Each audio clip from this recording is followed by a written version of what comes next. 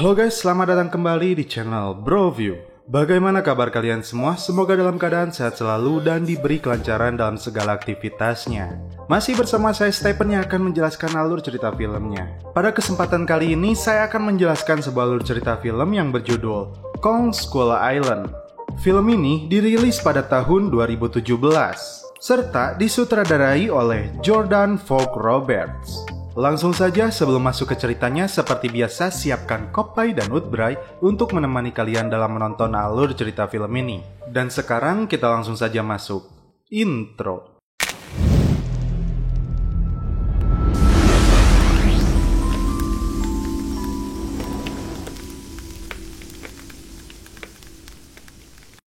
Di suatu tempat di Pasifik Selatan, tiba-tiba seorang pilot tempur Amerika Serikat terjun dari pesawatnya yang tertembak. Tak lama setelah itu, pilot Jepang pun muncul di sana. Keduanya kemudian terlibat pertarungan darat. Hingga di sebuah tepi jurang, ketika pilot Jepang itu hampir membunuh pilot Amerika, tiba-tiba Kong muncul di sana.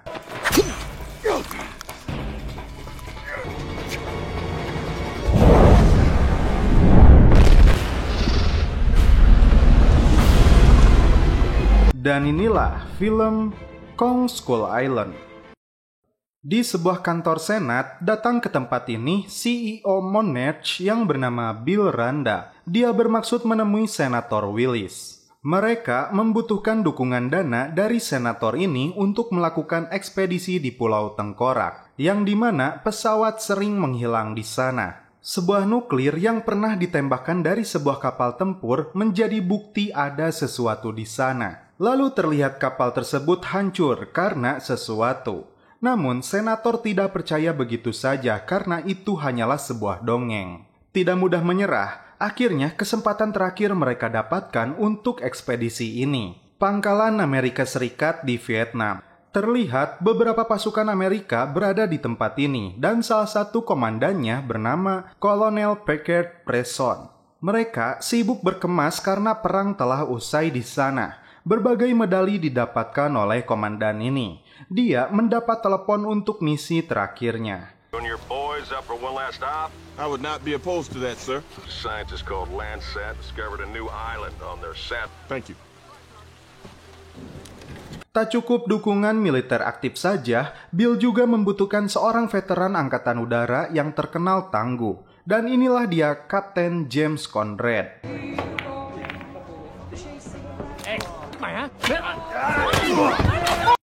Kemudian kita melihat seorang wartawan perempuan bernama Mason Weaver yang sedang mengumpulkan informasi berkaitan dengan misi Landsat dan Monarch. Lalu scene berpindah ke Bangkok, Thailand. Pasukan Amerika yang ditugaskan untuk mengawal misi ini telah tiba. Begitupun si cantik Mason Weaver ternyata ikut dalam ekspedisi ini. Terungkap selama 2 tahun dia sibuk menjadi wartawan pedalaman. Kapal besar untuk menjalankan ekspedisi ini akhirnya mulai berjalan. Di dalamnya kita lihat ternyata tim mereka cukup banyak. Ada seorang pria kita sebut si Kumis sebagai pengawas Landsat dalam di sini. Kemudian pria bernama Steve yang bertugas menjadi penyedia data. Terungkap Pulau Tengkorak yang menjadi tujuan misi mereka tidak pernah tersentuh karena dikelilingi badai abadi selama berabad-abad. Helikopter milik militer diharapkan dapat masuk ke sana. Ada juga seorang wanita Cina yang cantik bernama Sen. Misi ini akan sangat berbahaya bagi mereka. Ketika Conrad sedang melihat berbagai bahan peledak di kapal tersebut, tak lama Mason datang. Terungkap juga, Conrad adalah seorang mantan pasukan Inggris. Sepertinya mereka pun satu sama lain saling menyukai. Terlihat kapal sudah mendekati Pulau Tengkorak yang diselimuti badai. Semua tim memasuki helikopternya masing-masing.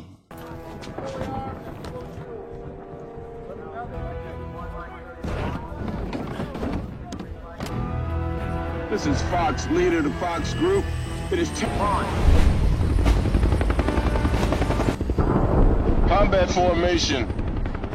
Mereka harus berjuang melewati badai abadi ini. Dear Billy, you might want to hang on. And remember the story of Icarus, whose father gave son melted his wings, and he fell into the sea. Oh, road, Pennsylvania Steel.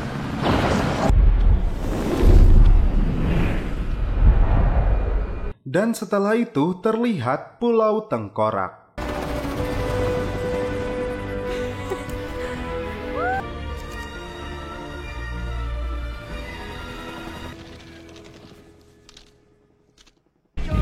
Copy, Fox 3. Fox 3 headed to Zone 6. Put us down over there! Helikopter menjatuhkan peledak seismik yang mengganggu keseimbangan ekosistem alam di tempat ini. Hingga ini yang terjadi kepada beberapa helikopter militer.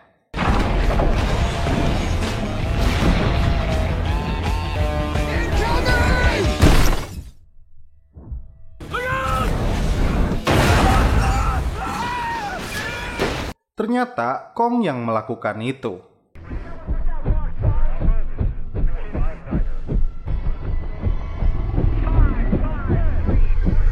Kolonel tampak terkejut melihatnya. Pasukan mencoba melawannya, namun hal ini malah membuat Kong murka.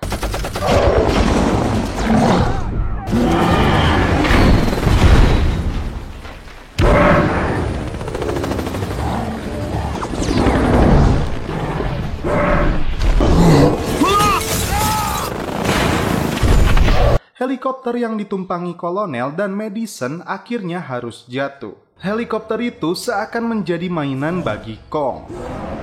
Dia dengan mudah meremasnya.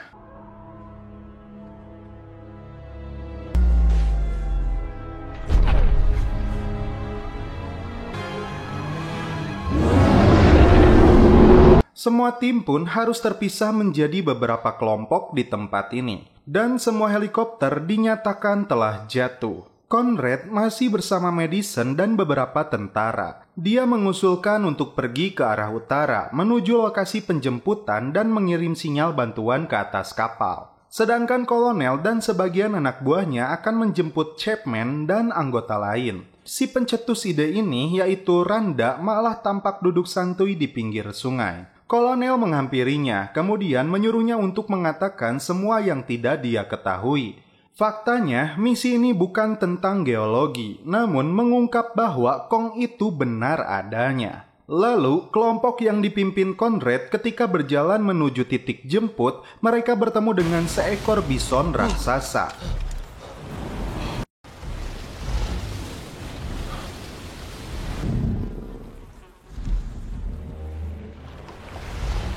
Beralih ke pasukan yang dipimpin oleh kolonel. Ketika mereka sedang berjalan di antara pepohonan bambu, tak diduga salah seorang anak buahnya mengalami hal ini. Saat mereka melihat ke atas, seekor monster laba-laba membunuhnya. Selanjutnya, ini yang terjadi.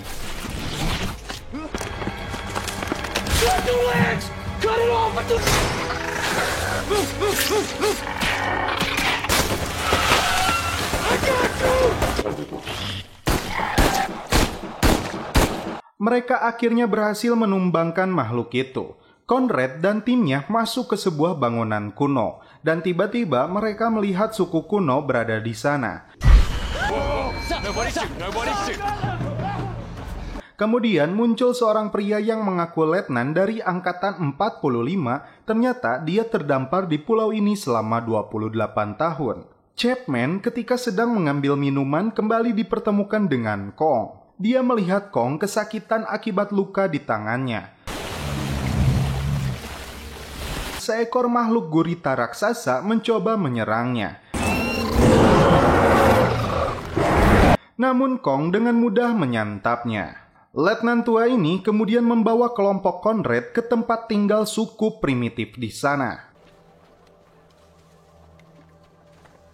Terlihat kapal tua yang sudah berkarat berpuluh-puluh tahun dijadikan tempat suci oleh suku ini. Digambarkan di tempat ini makhluk yang mereka takuti berbentuk seperti kadal raksasa. Dan Kong digambarkan adalah dewa penolong mereka yang berani melawan makhluk tersebut. Dia adalah raja yang baik yang melindungi tempat ini. Bom yang dijatuhkan justru mengundang makhluk jahat yang berasal dari dalam tanah. Still small. Terungkap, kadal-kadal itu telah membunuh seluruh keluarga Kong. Yang ditakuti adalah ibu dari para kadal itu yang sangat besar. Lalu tim memutuskan untuk melanjutkan perjalanan ke titik penjemputan selama 3 hari. Namun, letnan itu mengatakan dia takkan sampai ke sana dalam waktu 3 hari jika berjalan kaki. Kolonel menembak seekor burung yang cukup menakutkan hingga membuat ribuan burung lainnya terbang. Letnan menunjukkan kapal indah buatannya bersama Gunpei selama 6 tahun. Conrad dan tim diminta untuk membantu memperbaikinya. Di sisi lain, Mason tampak mengabadikan setiap momen yang dia temukan, khususnya suku primitif ini. Hingga dia melihat seekor bison yang kesakitan karena tertindih oleh helikopter. Tenaganya tidak cukup kuat untuk mengangkat helikopter itu. Dan tiba-tiba, Kong datang dan mengangkat helikopter itu dan bison itu pun terbebas. Kolonel melihat bercak darah di gunung itu dan itu adalah bekas Kong. Mereka berencana segera menemukan Chapman dan amunisi untuk menghabisi Kong. Saat sedang duduk santuy dan mencoba menghubungi tim lainnya, Chapman terkejut karena kayu yang dia duduki adalah seekor serangga besar. Dia menembaknya dan terkejut ketika hewan itu tidak melawan dan beranjak pergi. Namun ketika dia menoleh ke belakang, terungkap, letnan tua ini adalah pilot Amerika yang kita saksikan di awal film. Dan Gunpei yang dia sebutkan adalah pilot Jepang itu. Dia tewas terbunuh oleh makhluk di tempat ini. Letnan tua itu dibantu tim berhasil menyalakan perahu rakitannya. Dan dia melakukan perpisahan dengan suku primitif di sini. I guess this is goodbye. Kapal perahu itu akhirnya dapat berlayar.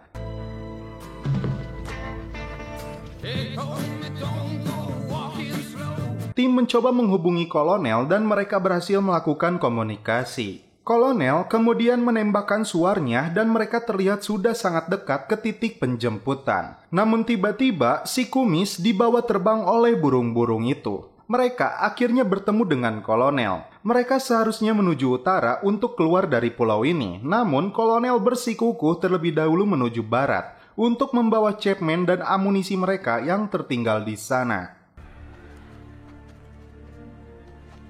Mereka sampai di lokasi tengkorak sisa-sisa keluarga Kong. What the hell is this place? This is what's left of Kong's parents. Lalu rokok yang dibuang oleh salah seorang pasukan membuat ledakan. Dan yang mereka takutkan akhirnya muncul. Kadal itu datang dan memuntahkan tengkorak Chapman. Namun naas, Bill Randa pun ditelan oleh kadal tersebut. Dan ini yang selanjutnya terjadi.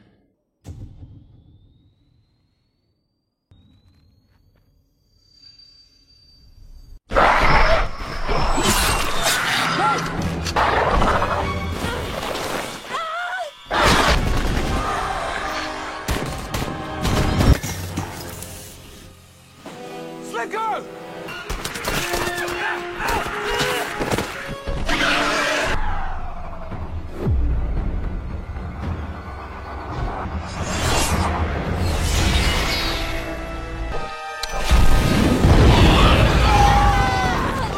Kelompok akhirnya kembali terpecah. Kolonel yang keras kepala, dia ingin menuju tempat jatuhnya helikopter untuk mengambil persenjataan mereka meskipun Chapman telah dinyatakan tewas. Sedangkan tim lain menganggap ini bukan perang dan membunuh Kong adalah aksi yang salah.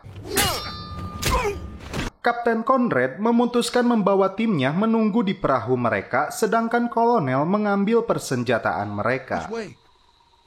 Di malam harinya, kolonel menugaskan anak buahnya untuk menyiapkan persenjataan mereka termasuk peledak seismik. Cairan bahan bakar mereka tumpahkan ke seluruh danau. Conrad dan Mason berhasil menaiki puncak bukit untuk melihat posisi sungai yang di mana perahu mereka berada. Namun tiba-tiba, Kong muncul di hadapan mereka. Mereka berusaha tenang agar Kong mengerti mereka bukanlah musuh. Bahkan Mason menyentuh wajahnya Kong.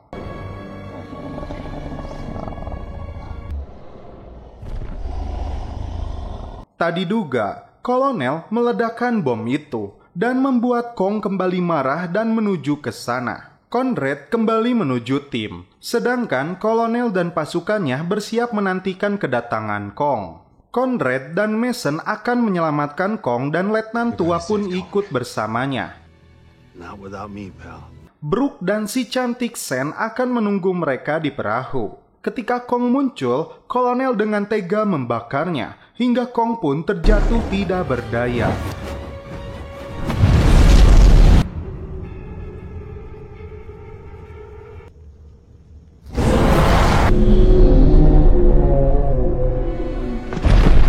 Tak cukup sampai di situ, kolonel meminta pasukan meledakkannya. Conrad dan timnya pun akhirnya muncul dan mencegah mereka. Kolonel dianggap sinting karena Kong bukanlah musuh mereka, dia hanya melindungi tempat ini. Ketika kolonel akan menekan detonatornya, Slivko balik menodong kolonel dan meminta dia meletakkan detonatornya. Tiba-tiba, seekor kadal besar yang disebut suku primitif itu muncul dari dalam air. Semua tim bergerak mundur tapi tidak bagi kolonel. Saat dia kembali akan menekan detonator, Kong kembali sadar dan meremasi kolonel itu.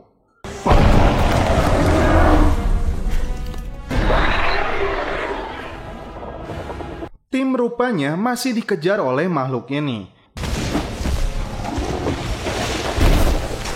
Dan Cole sudah tidak mau berlari lagi dan dia melakukan hal ini.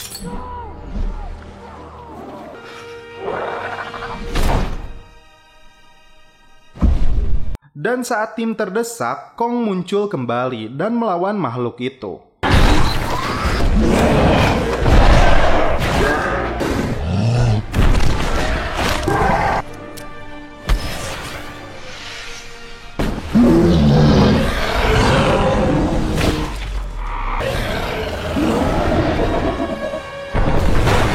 Kong terjebak dalam rantai jangkar. Brooks datang dengan perahunya dan mencoba menembaki makhluk ini.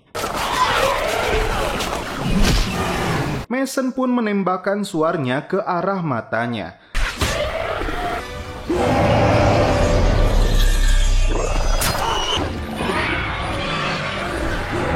Saat Kong membantingnya ke arah bukit, Mason terlempar dan masuk ke dalam danau. Kong pun berhasil mengangkatnya kembali. Namun ternyata makhluk itu belum mati. Mason berhasil selamat. Kong pun kembali ke rumahnya.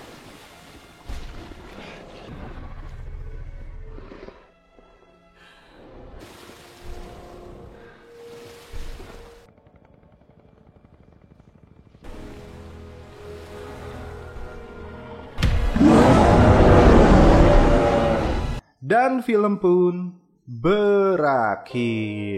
Oke guys, bagaimana menurut kalian alur cerita film dari Kong Skull Island ini? Dari segi cerita sih, film ini niscaya berhasil buat nampilin alur cerita yang ngena banget. Khususnya tertuju kepada sifat dan kehidupan manusia yang selalu ngerasa paling benar dan paling berhak menguasai dunia. Padahal mereka lupa kalau di dunia ini bukan cuma hanya dihuni oleh manusia saja, tapi juga sama makhluk-makhluk lain seperti binatang dan pepohonan, serta tumbuhan.